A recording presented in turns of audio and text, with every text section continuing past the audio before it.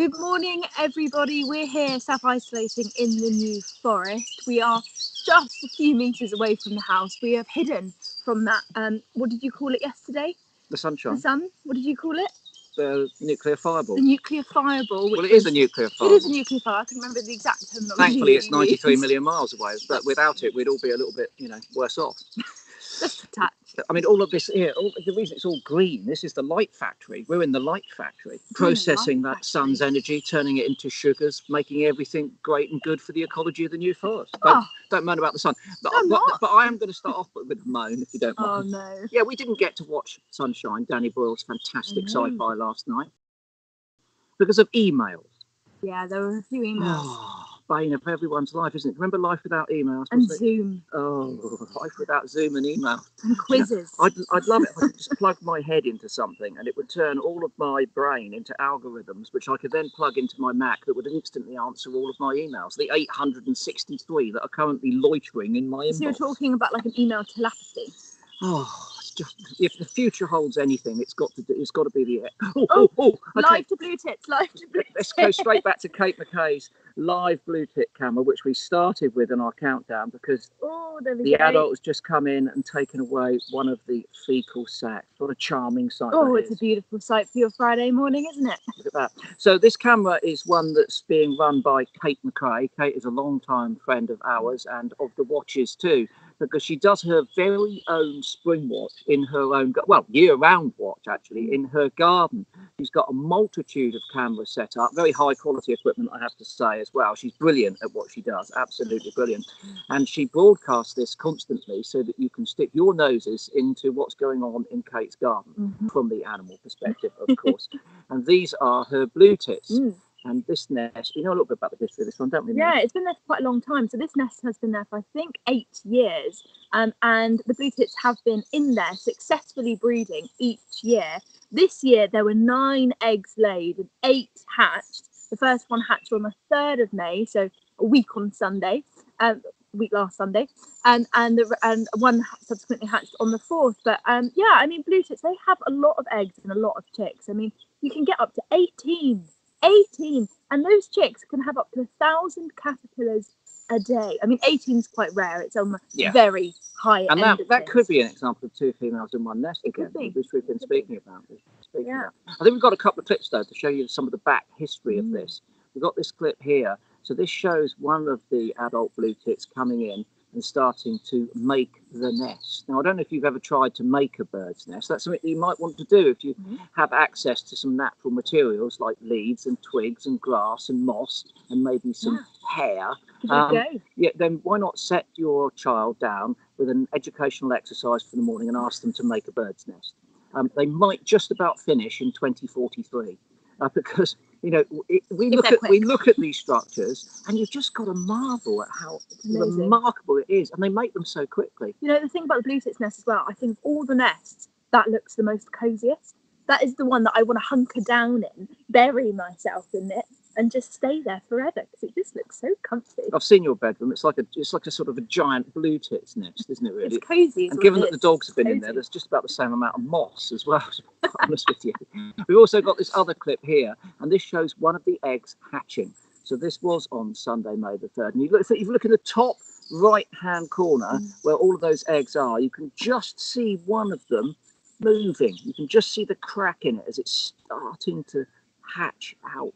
It opens and closes and opens. Oh, it's so sweet, isn't it? And I know they're common birds, and in wintertime they're found in more than 90% of our gardens. But the blue tit, I think, is a remarkable species. There's lots of interesting things to say about blue tits. We can't cram them all in this morning, but they certainly shouldn't allow familiarity to breed contempt. Enjoy your back garden bird. They don't have to be, rare exotics. Those things that are living around you are the things that are most easy to engage with, and particularly if you do it through Kate's cameras. So you can find Kate at Wildlife Kate, Wildlife Kate alfrescowild.co.uk, or she's Wildlife Kate on all the social media platforms. She's got lots of great nests. Yeah, she has. So check that out. Make sure you do. Oh, females just coming in to do some feeding. Let's just hang on with that. Was that feeding? So there's 8 Oh yes, look at that caterpillar trying to go down that one. Just about made it. There's 8 chicks in there, so I mean that's about 8,000 caterpillars a day between the parents. So that's a lot of work. Well, that's when they're a bit bigger. That's when they're, yeah, I maybe don't not think at this age. they don't need that many today. But there's still, I mean, there's so that nest would be getting pretty full pretty quickly. But yeah, I mean, there's so much work that goes in those parents raising that breed. I mean, it's amazing to see that, gives them that insight into their intimate lives. Yeah, super pictures. I'm just waiting to see if she's going to take a fecal sac. She sort of, look, she around. or he, we can't see what sex that is actually, to be honest with you, is just curiously examining all of those chicks, maybe looking to see which one needs food next, which one's the fittest, if any of them are sick and not worth feeding at all. I mean, who knows what judgments are being made? But the parents are making those judgments. We know that some birds can actually tell the difference between their chicks' sex when they're 12 days old, swallows. So they can tell whether a young swallow at 12 days old is a male or a female, and they preferentially feed the males because the survival rate of the males, once they've fledged the nest, is considerably less than the females. So they're able to sex them in the nest and feed them more. What about that? Fantastic stuff. Okay, what about our quiz? Our quiz of the day is this. It's a huge feather. Here's my hand for scale. I forgot to bring the 10p. So look, you can see this is a really, really large secondary feather. So, and remember, each one of the feathers that we've shown you this week are from a UK predatory bird. Well, a predatory bird that's found in the UK. Let's get that right. Don't forget all your answers into us on the comments and on South West Fishing Bird Club. And we'll give you the answer at the end. Now, there's a fantastic conservation project running, one of a number across the UK, but this is right up there. It's called Back from the Brink, and it's a multitude of agencies that have come together to try and rescue 20 species and many others that are associated with the habitats where they live from extinction. It's great to see all of these agencies working together. It's very focused and they're having some tremendous successes. Here is a short film telling us a little bit about which species they're looking after across the UK. Have a look at this and then we'll tell you a bit more about this. It's fantastic.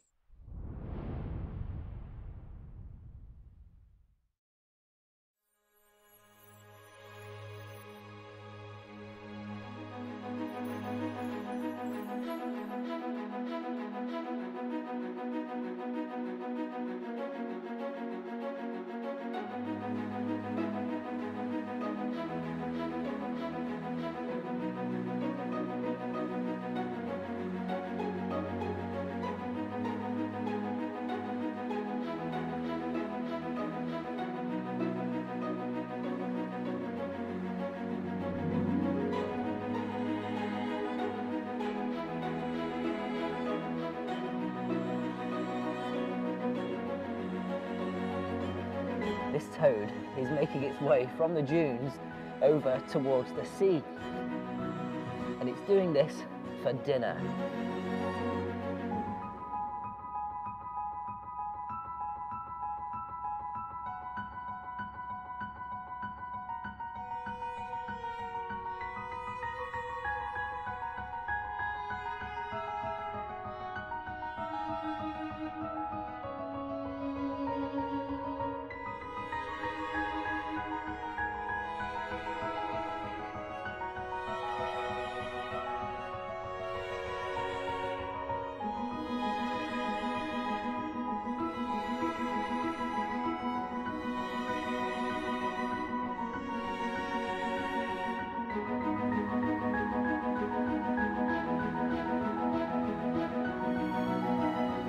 Not only are these ants super effective hunters, but they are also amazing farmers.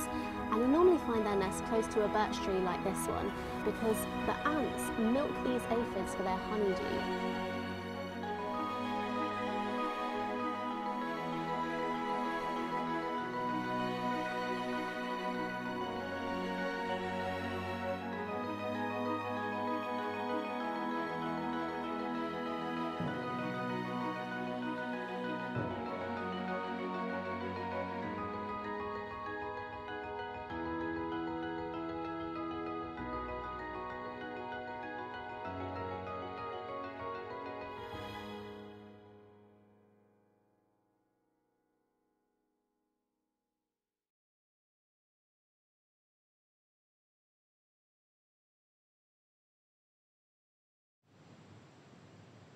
some stunning species and some brilliant conservationists and conservation in action there. I've had the pleasure of joining in with one of these projects, the checkered skipper that's being looked after in Rockingham Forest. They were reintroduced there, very exciting stuff, and they've begun to prosper. So the habitat management was done in advance and the checkered skippers are doing great things. I've got a list here, I won't run through all of them, but the Barbary carpet moth, the black-tailed godwit, sand lizards, natterjack toads, all sorts of beetles, the grey long-eared bat, ladybird spider, the most spectacular spider in the UK, field cricket, little whirlpool ram's horn snail, narrow-headed ant, pine marten, shifting sands in Norfolk with us, the wormwood moonshiner beetle. The wormwood moonshiner beetle. What a That's name. fantastic stuff, isn't it? And of course, the willow tit. Now, as I say, this is a fantastic conservation initiative. You can find out more details. If you look on social media, it's Nature BFTB, back from the brink. So most of the tags, so Twitter, Instagram and Facebook, if you look at Nature BFTB, you can find out more about it. But what I'd really like you to go to is to their YouTube channel, which is Back from the Brink. And there they're posting videos about each one of these individual species that they're looking after. They're beautiful and they're highly informative. And of course, they need our support. Back from the Brink, great conservation in action. We like that. Absolutely. Now, yesterday we gave you the reminder of the fantastic colouring competition from Butterfly Conservation. We thought we'd show you the template again. This is it here. I mean, I think it's just beautifully put together. It's a great thing to do. And of course, you can use any medium you want. You can get as creative as you can. The more creative, the better.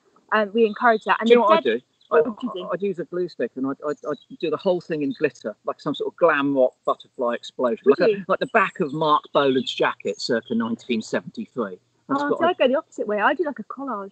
Oh, would you? Yeah, but I'd have to enlarge it because some of these pieces are quite intricate. Oh, that might be transgressing the rules. Oh, maybe that might be. I might be breaking. I have to check the rules online. You can check the rules online at www.butterfly-conservation.org, and that's where you'll find this template and where you'll be able to send in your entries using the hashtag butterflies for hope. So you've got to colour it and then photograph it, haven't you, and send it in on social media. Exactly that. And Butterflies for hope. You've got to do it by Sunday. We'll do it by Sunday. The deadline is the 10th of May. So make sure to get your colouring crayons out, your glitter glue, your paintbrushes, your charcoal, your whatever else it is. All right. Okay. Send that in. Out of the way. Sorry. I'm doing you. Yes, you are. Yeah, you are. Yeah, okay. And butterflies bring us very neatly to our first guest, Patrick Barkham, who is an excellent journalist working at The Guardian. Shall I start that again?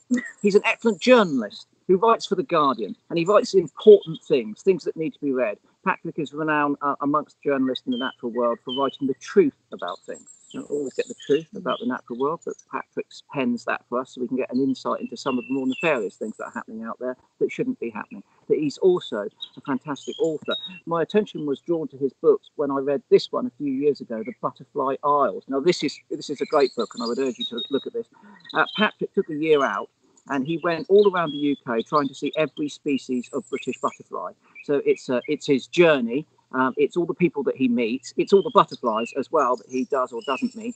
And it's absolutely charming. He then went on to write Badgerland, which is the cultural history of the badger. Lots of badger information in there, but it's the way that we interact with these animals. Then it was Islander, another one of his travelling projects. He went to lots of the smaller islands around the UK, met the people, and looked at how living on an island had influenced their history of the island, and their contemporary lives as well. And sometimes that was quite difficult. But I'm pleased to say he's now moved on to Wild Child, which is his latest book. And I'll tell you more about that after we've had a look at this film, which is Patrick with his very own wild child, Esme, out in the garden looking for butterflies.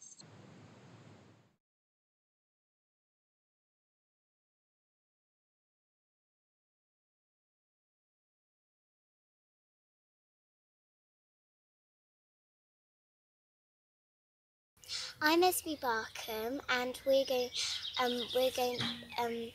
me and Dad are going to try and catch some butterflies and look for the eggs. And what are the tools of your trade? A net and a container to put them in. Do we keep the butterflies forever? No, No, we let them out after you've finished looking at them. And how long do we look at them for? Well, at least maybe 1-2 minutes. Yeah, just to get a good look at them, don't we? Yeah. Well, let's go hunting.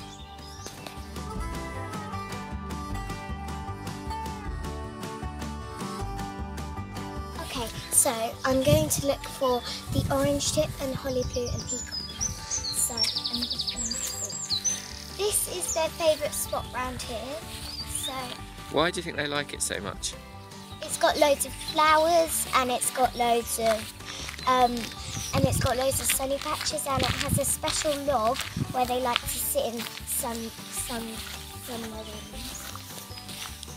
Butterflies love shelter, don't they? So when you're looking for them, it's always good to find a nice sheltered spot out of the wind. Nothing here. Right, so I'm going to find a plant which the orange tip lays their eggs on. So there's some right here. They're also so tiny. Oh wow, I found a Hey, caterpillar, have you? Let's see. Oh wow! We were looking for eggs, but there is a caterpillar. from where the caterpillar was. Oh, here's one. Ah, well spotted. Nearly. There it is. Orange tip, orange tip. The chase is on. Oh.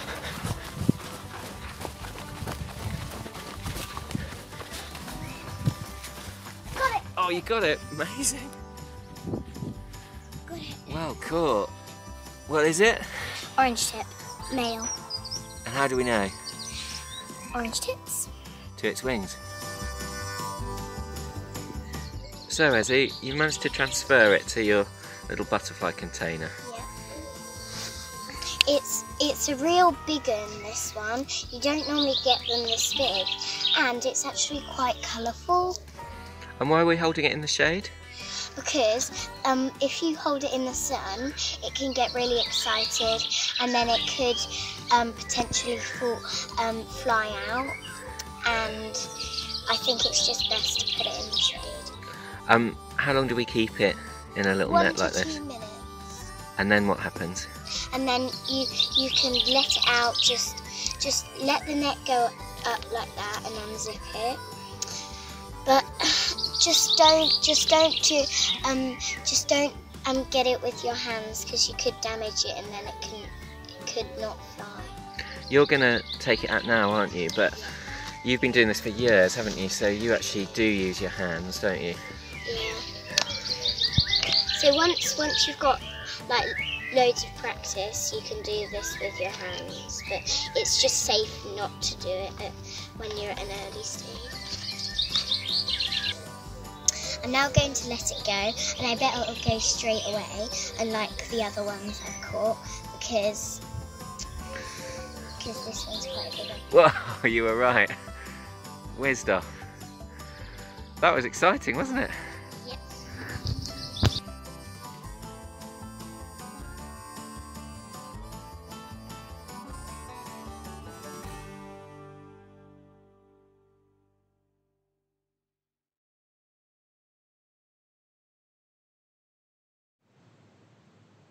I love that. So lovely. It's so brilliant. That's what it's about. It's About that, just that sudden connection with nature. Yeah. When you're young, you know, getting connected to it, picking it out and having Yeah. a little look at the details of it. That's how you grow a lifelong, Yeah. you know, admiration for the world around Yeah. you. And then you grow up wanting to protect And it. it's stuff in your back garden. Yeah. It's not on the plains of the Serengeti. I'm really pleased that Patrick and Esme can both join us this morning from their garden in Northbrook. Good morning, Patrick. Good morning, Esme. How are you?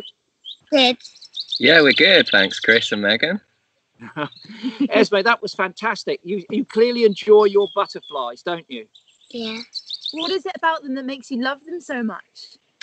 I like how they fly, because some of them fly in different ways, and some of them fly like other butterflies, and I like how they how they take off as well. I like that. And do you have a favourite butterfly, Esme? I have a top 3. Go on then. In reverse order, what's number 3? Number 3 would be the skipper. I like the skipper. Fast moving butterflies that are really hard to catch, basically. Yeah. Oh, it's a bit of a challenge. The small, large skipper, don't you? Yeah. What about number 2? Number 2 would be the swallowtail. Oh, exotic. Ooh. And that's near us. I mean, we're very lucky. We live on the edge of the Norfolk Broads, and so our kind of local patch, we can go 3 miles down the road, and in a couple of weeks' time, they'll just be coming out, and we can go and see a swallowtail. So for Esme, a swallowtail is just like a peacock or a small tortoiseshell. It's a kind of everyday experience. So she doesn't realise how lucky she is. Okay, and number 1, Esme, what's your number 1? Monarch. I like the monarch. It's a beautiful, gorgeous red colour. I have to say that is one of my favourites as well. she's going exotic with the monarch. I mean, they're a very rare visitor to Britain. They're not really one of our species, but you've seen them in a tropical butterfly house, which is a great way to get up close and personal with butterflies too. That's fantastic. Esme, there's so many questions coming in for you from our audience who are watching. What is your favourite wild creature? Ooh, that's hard. I really like the hedgehog. Mm-hmm. They're pretty cool. Do you have them in your garden? Yeah. Yeah, we do. Yeah. We found some poo this morning, and we weren't quite sure if it was a hedgehog poo or not. Hang on. Oh. Have a little look. What do you reckon, Chris? You're the poo expert. Oh yeah, it looks a bit like hedgehog. It does. Yeah, black, generally quite sticky with a little tail on the end. Yeah, it's white on the end, isn't But it has got a little white patch. Oh, okay. Yeah. Large bird or a small hedgehog. Yeah, hedgehog poo is invariably sort of twisted. Obviously, it's about 6 to 7 millimeters in diameter and generally quite sticky and black. Right. But it does depend, of course, on what we've been eating. Okay. We've just got a new arrival this year. We've been in our garden for 5 years, and I've sort of rewilded it, and I'm really thrilled because we've got moles this year for the first time. It's like, hooray for moles!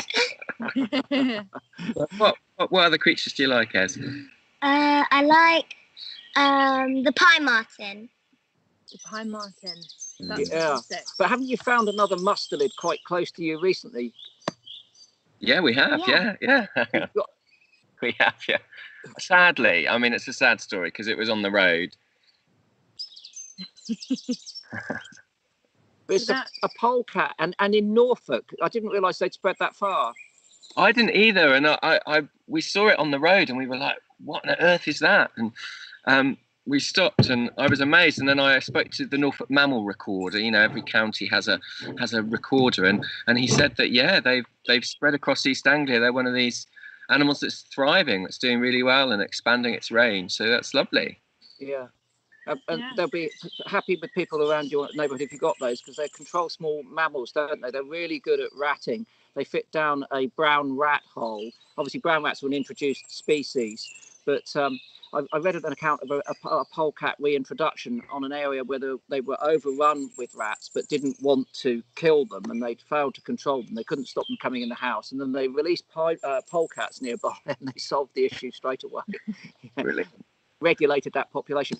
Patrick, tell us a little bit about your Wild Child book, because the film that you showed was basically intrinsically what it's all about. It's about putting young people in contact with nature, isn't it? Yeah, I was really struck actually by when I became a parent. It's obviously a life-changing experience for everyone, but by how my children's childhood was going to be so different to my own. And I remember when I was Esme's age 8, sort of roaming on my own without adult supervision for miles beyond our house. And I grew up in rural Norfolk. And today, of course, that just doesn't happen for a combination of reasons. But traffic is one of the main ones. But also sort of parenting. It's now you can't let the kids out of your sight. You know, there's this sort of thing. So I was really sort of concerned about that, and just wanted my children to grow up with an intimate relationship with nature, if at all possible, and with their local neighbourhood. And so Wild Child's a kind of exploration of that. And I've been volunteering at a forest school for the last couple of years, and so I write about forest school and how the sort of impact that has on children, not just my own children, but on other children. And the kids go to forest school, so Esme still once a week goes to a forest school, as well as her conventional state primary school. So it's just really nice for them to be able to have time in nature. It's just somehow about, we've got to kind of allow our kids free play in nature somehow. And it's as parents and adults facilitating that. And I think that from my perspective, when Megan was young, I did a lot of things that I wanted her to experience that I hadn't done since I was a child myself. And I found them even more rewarding as from an adult's perspective. And certainly I've got a different take on it. Simple things like, getting a caterpillar, putting it in a jar, letting it metamorphose, tadpoles ditto, and going through all of these things a second time, much later in life, was almost as joyous as watching the joy on Meg's face when the tadpoles grew legs and climbed out as frogs. I mean, surely you felt the same. Yeah, it's absolutely lovely. And you realise how little you know as well, and the sort of questions your children ask you. And I think a lot of parents worry that they have to be a kind of nature expert, and you really don't. I mean, and I know a bit about butterflies, but I really am not an expert at other stuff. And so we're sort of muddling through and learning together. And certainly I remember as a kid loving the fact that my dad didn't actually know everything about butterflies. He kind of had wildlife superpowers about other things, but butterflies were something we could learn together. And so I think it's lovely to learn new things with your children, and you don't have to be an expert, and children don't need to be informed and taught and sort of stuff pointed out to them. If you can somehow let them lead the way and discover things, and and you learn as much from them as they do from you. Okay, Esme, what have you got planned today? Are you going to be roaming around in the garden? Yeah, I'm going to have a look at the blackbird nests that we've got around our garden. Oh, tell us a bit about those. So we've had 2 fledged, and they had 3 in each. And we've got another 2 nests, one near us, and then one at the other side of our house. And there's currently a blackbird sitting really tight on one of the nests, and we don't know if she's got very young chicks or I think probably just eggs, because this nest is quite a new one. But we were hoping that some of the blackbirds might lay second broods in their nest, but apparently that's quite unusual for them to relay in the same nest. But it's Blackbird City round us. It's so lovely. I know in lockdown, a lot of people are really struggling. We're really fortunate that we've got a garden, but I mean, we've got an industrial estate behind us. It's not an amazing patch, but just being in one place, you really we've really followed the progress of the chicks this year much more intimately, and it does, at least lockdown enables us to have a slightly more intimate relationship with our local nature. And I think my book Wild Child is about hopefully sort of celebrating really ordinary nature, like just the things. We built a pond, didn't we, Ez? Yeah, and 2 ponds, just £3 for some pond liner, and within 2 months, what did we have in our pond? We had newts, we had frogs, we had frog spawn, we had... What about the best thing, actually?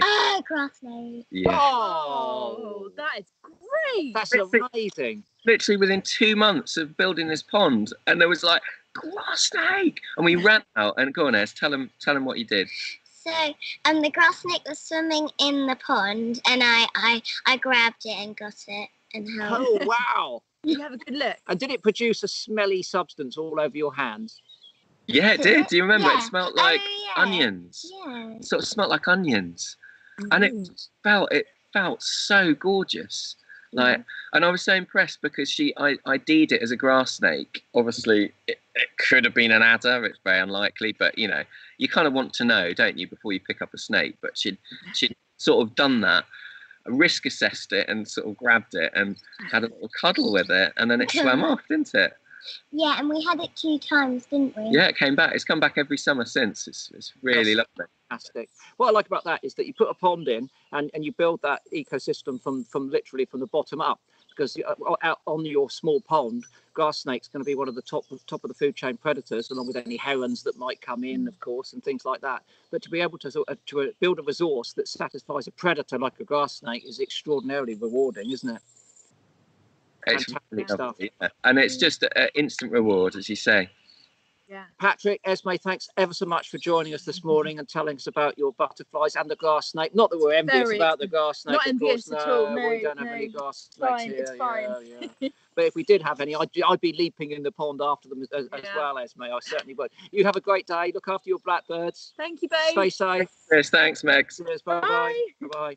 And Patrick's book, Wild Child, is clearly available. I was skimming through it last night. It's really charming. It's got some great ideas. It's not a book that sort of sets out practically do this, do that, do the other. It's a book that sort of instills seeds which should grow in your mind so that you can do things with your kids which will get them that intimate contact that Patrick was talking about. Coming up next, we have our next guest. Now, she's been joining us for the whole ride of South Isolation Bird Club. Lindsay Chapman is back to give us some of your questions and showcase some of your fantastic pictures and clips. Hi, Lindsay, how are you? Good morning. Yes, very well indeed. Thank you. So many people appreciating Esme on the live chat this morning. Interesting to hear about that grass snake. So exciting. I know. So lucky. Quick shout out to Jackie this morning. She went out specifically to hear the dawn chorus this morning and she heard owls joining in. She says, is this normal? Well, Jackie, I've heard that too. So yes, that certainly can happen. And well done you. Also, the swifts are back. Have you seen a swift? You have, haven't you? No. No swallows, one swallow and no swifts with you guys. Yeah, we were out yesterday. I was out quite a bit yesterday. Eyes to the skies, but still no swifts here. It's about many people telling me they are seeing them. And people are concerned this morning that this is our last day. Well, don't worry, we're back as well next week. So we do have another week to be with you. So keep sending your comments and your questions in. Now, yesterday you talked about lockdown and having time maybe to discover wildlife or to remember a sort of previous love for wildlife and also to discover new skills, whether it's painting or writing. And I've had a number of poems sent in to me, wildlife poems from Linda Nelson and Peter Hardy. So I just wanted to say thank you very much for those. And people talking about the literature, those ladybird books that you were talking about, Chris, everybody chatting about that. And I remember this treat. Look at that. That is the Usborne book of birds, trees and wildflowers, and I grew up with this absolute treat, and it was given to me from my dad because he's actually put his name there. Graham Chapman, 1982. So this is a pre-Lindsay book and I've inherited it. Absolutely love it. Now, of course, it is VE Day today. It's also a Fab Friday bank holiday. If you've no idea what day it is, it's because we've got a bank holiday on a Friday. And I thought I'd do a quick tribute to VE Day with some stunning photos that are on the Facebook group and the Twitter page as well for Self-Isolating Bird Club. So here, have a look at this. This is my land tribute. This is a hare from Harry McBride. And he says, it's nice to go to your own patch and just sit quietly and let the wildlife come to you. I thought that was a really nice sentiment actually at this time. Then we'll go to C, and this is Paul Dibben, who sent in a rather stunning shot of a grebe. We're talking about great crested grebes, of course. No photoshopping on that one, Megs and Chris. We'll leave that discussion for another time. And Paul Leach, who sent a short-eared owl, and that is the air tribute. That is absolutely beautiful. So thank you very much for all the comments and photos you're sending in. I've got a couple of questions, though, of course, as I always do, and they are film questions. And the first one is of a cuckoo. So hopefully you'll be able to hear the cuckoo calling.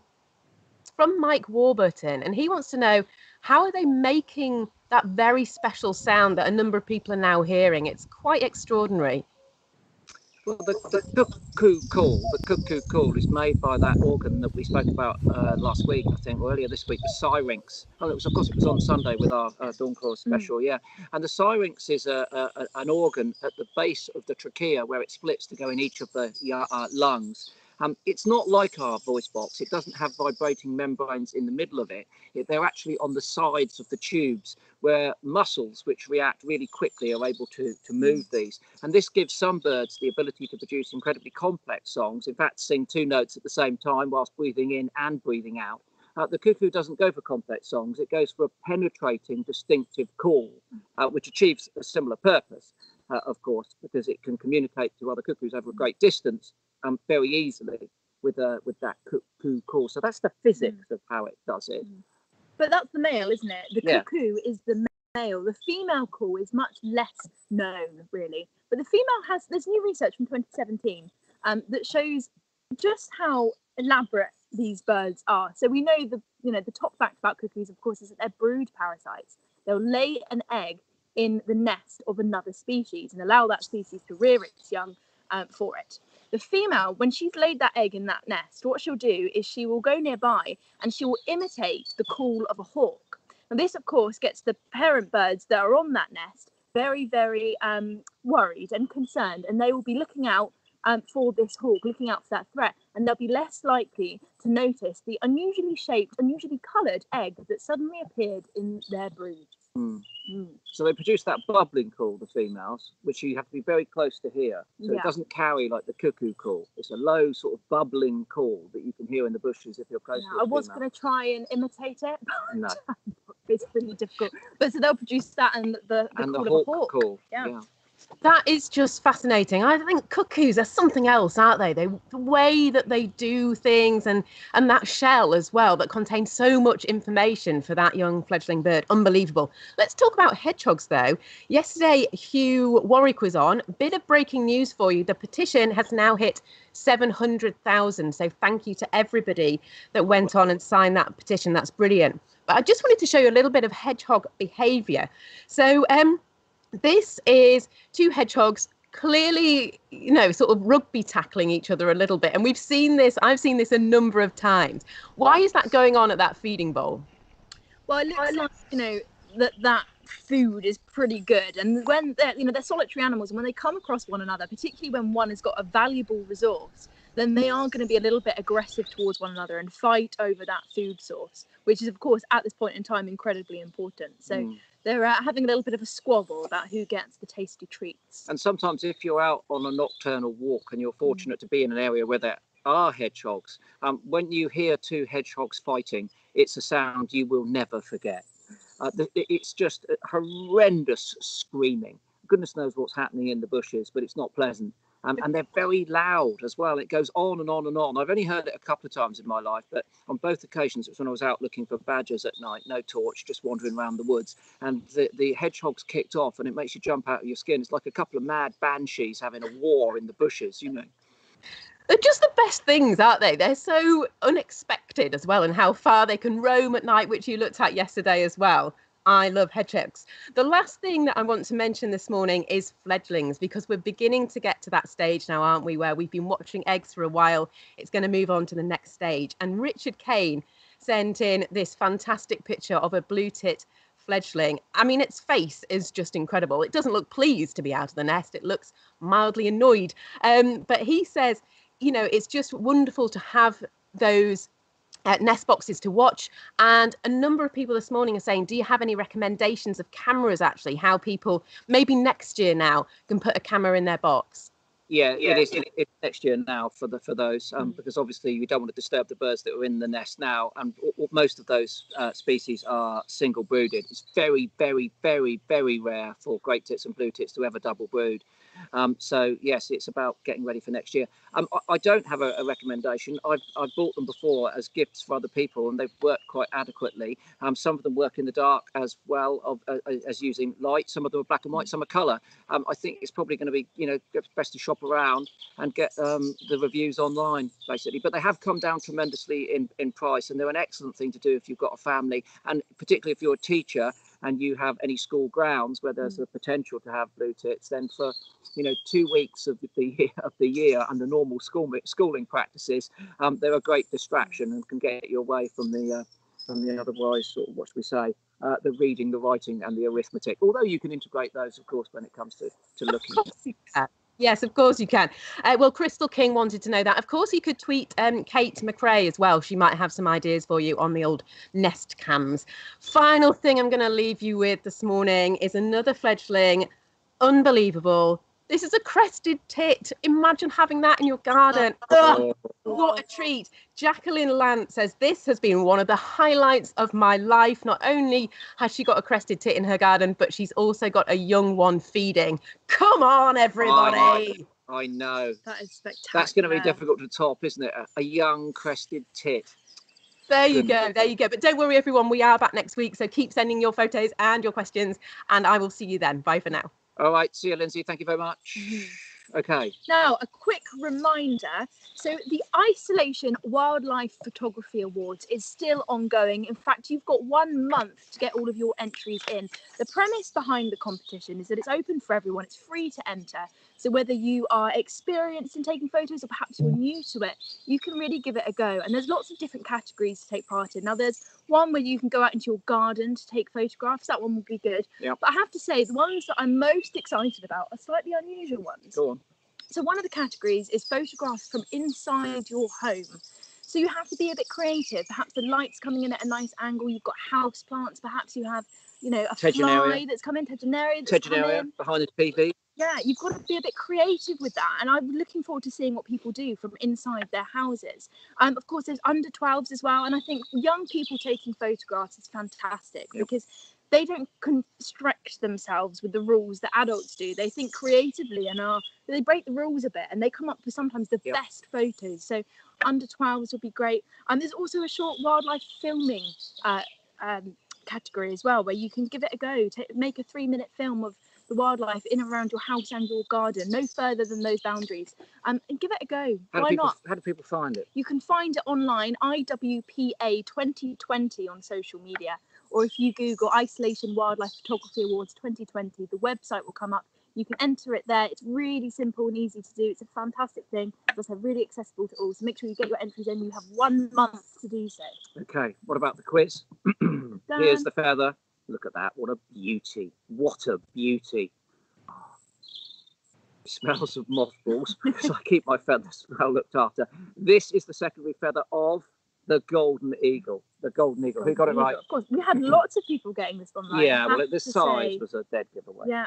So on Facebook, we've got Terry, John, Victoria, Lorna, Anise, Elizabeth, Anne, Jenny, Philip, Mary. Twitter, Paula, Al, Morgan, Gail, Kristen, Sam, Andy, Emily. YouTube, Simon, Vivian, Luke, and the Nature Lover. Well done to everyone who did that. Okay, look, I stuck all the feathers that we've had this week, bar the golden eagle, on this chart for you here so we can work through them. Here are the tawny owl feathers. So they've got that lovely chestnut colour here with that distinct barring.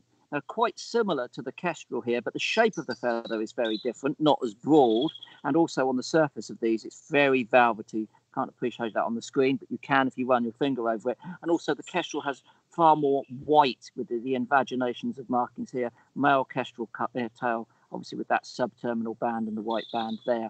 The buzzard, okay, there's an overlap in some of the colour. We know that buzzards are very variable, but look, the bands are much narrower. The feathers are much broader, these secondary feathers here. And remember, context is always important as well. If you picked up this feather up in the middle of a field, it's much more likely to be a buzzard because you wouldn't find a tawny owl typically flying over the middle of a field. You pick these up in woodland. So think about where you find your feather too. And then these ones, if you remember from yesterday, are the goshawk feathers, very long tail feather here. And we can tell the difference between those and buzzards and other raptors because the band coloration carries over the rachis or the vein that runs up here. So where that's dark there, you see dark on the rachis, that indicates that it's a goshawk. But the most important feather I wanted to show you was this one here, which is also a goshawk's feather that's come from its breast. Now, why is that an important feather? Well, it's because I found it in a pile of wood pigeon feathers.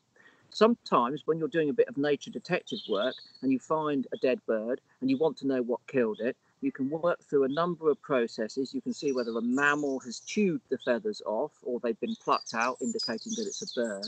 And very often, if there's been a bit of a, I don't know, what should we say, struggle when the predator's been overcoming its prey, it might lose one of its feathers. And I found this goshawk feather in amongst a whole load of wood pigeon feathers. Now, the wood pigeon could have been killed by a sparrowhawk, could have been killed by a buzzard, but it wasn't. It was killed by a goshawk. So it's always worth sifting through those feathers to see if you can find any extra evidence. And this feather here, this one, incriminated the goshawk. Needless to say, it didn't need to appear in court and didn't face any sentencing.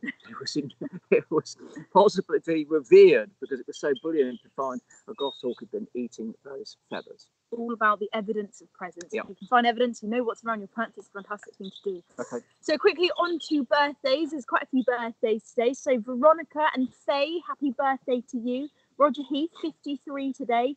Ian Ross, it's your birthday on Sunday, so we hope you have a fantastic weekend and a great birthday then. But of course, we can't forget the one and the only Sir David Attenborough. Happy birthday. Happy birthday, Dave. 94 years young today. Fantastic. And I thought what I'd do is I'd read a couple of my favourite quotes from him, just as a little bit of a celebration.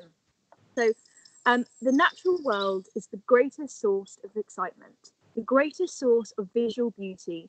It is the greatest source of so much in life that makes life worth living. Birds were flying from continent to continent long before we were. They reached the coldest place on Earth, Antarctica, long before we did. They can survive the hottest of deserts. Some can remain on the wing for years at a time. They can travel the globe. Now we have taken over the earth and the sea and the sky, but with skill and care and knowledge, we can ensure that there is still a place on earth for birds in all their beauty and variety. If we want to, and surely we should. So a couple of quotes from Sir David Attenborough, the man himself. We wish him a very happy 94th A very, birthday. very happy birthday to Sir David Attenborough, the master, The guru, wizard.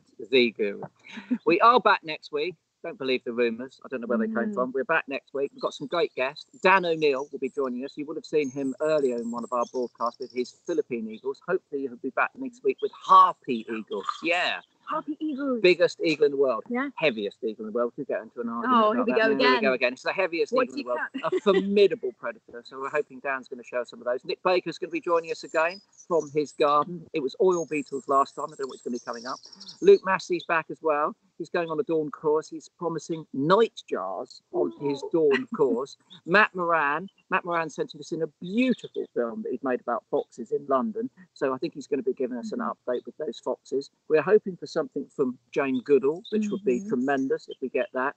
And Maya Rose Craig, whose birthday it was yesterday, will also be telling us a little bit about how she is encouraging people of different ethnic groups to join in their studies of the natural world. Yeah, we're going to be going a little bit international as well. We're going to have some features from around the world. So we're going to be going a little bit further afield again to bring you some wildlife and conservation stories from around the globe too. Excellent stuff. So we'll see you on Monday. Have a great weekend. That's it, really. I think we're going to watch Sunshine. Yeah, we are. So look, it's a little bit. No, we did that yesterday. Okay. Joe's gone. All right. Okay. See you Monday. Have a great weekend, everyone. See you. Bye bye.